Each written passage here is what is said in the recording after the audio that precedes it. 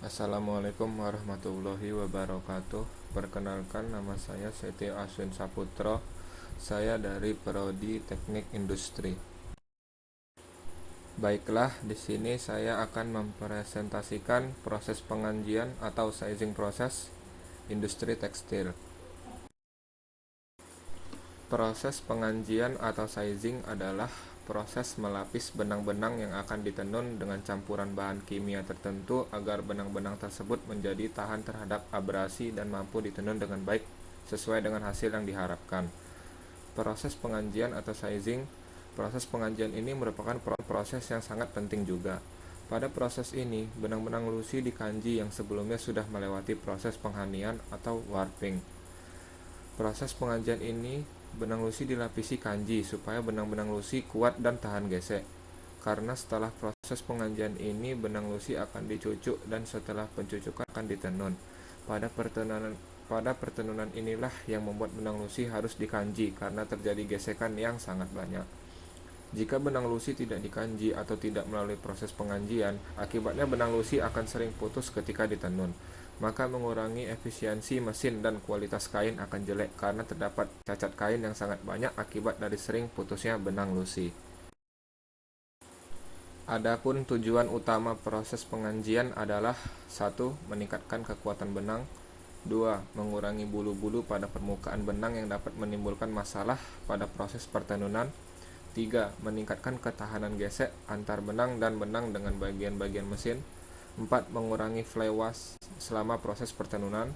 5. Untuk benang filamen, merekatkan menjadi satu antar monofilamen sehingga masing-masing filamen menjadi lebih kompak, tidak terpisah satu sama lain. Dengan demikian dapat meningkatkan kekuatan benang.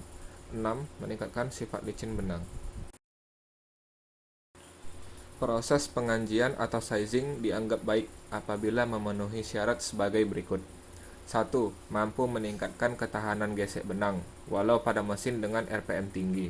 2. Mampu meningkatkan kekuatan tarik benang, atau standar meningkat 75%. 3. Mampu mempertahankan kelembutan atau soft surface dan fleksibilitas. 4. Mampu menidurkan sebagian besar bulu-bulu serat benang.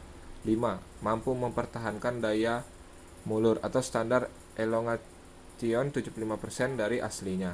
6. Mampu menyimpan kandungan air yang cukup untuk mencegah static electricity. 7. Mampu dihilangkan kanjinya dengan mudah atau cukup dengan air panas tambah NaOH atau enzim. 8. Mampu bertahan dari jamur dan cendawan.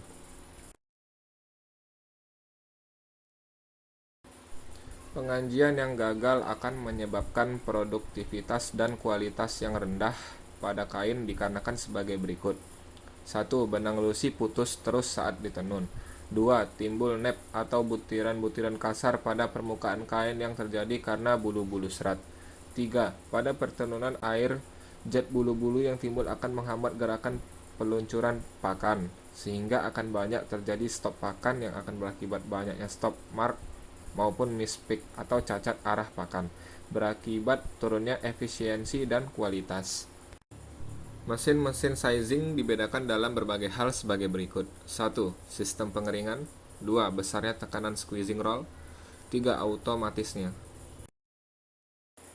Bahan-bahan yang bisa dipergunakan pada larutan kanji.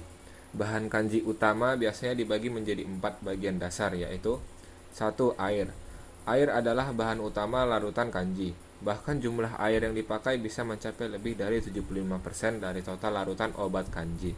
Air yang dipakai sebaiknya air yang sudah diproses softener dengan kesadahan yang rendah agar tidak berpengaruh, baik pada stabilitas, kekentalan, maupun akibat-akibat lainnya yang terjadi karena reaksi unsur logam pada air dengan bahan kimia yang dipakai.